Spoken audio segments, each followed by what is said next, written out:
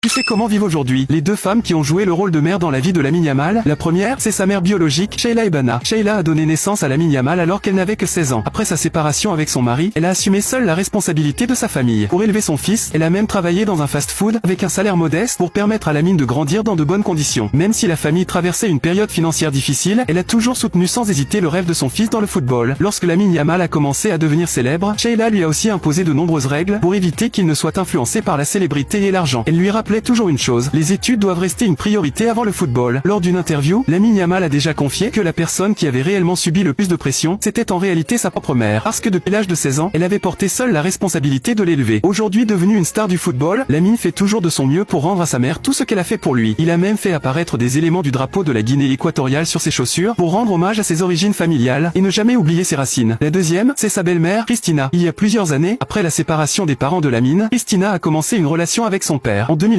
ils ont officialisé leur couple et ont annoncé leur fiançailles. Mais un détail a beaucoup fait parler. À ce moment-là, Christina n'avait que 5 ans de plus que Lamine Yamal. Cette différence d'âge a attiré énormément d'attention sur les réseaux sociaux. Certains fans plaisantaient même en disant que Lamine était encore très jeune, mais qu'il avait déjà une belle-mère presque de son âge. Pourtant, cette différence d'âge n'a jamais empêché la famille de rester unie. Christina et le père de Lamine ont toujours une relation stable. Ils viennent régulièrement ensemble au stade pour encourager Lamine à chacun de ses matchs.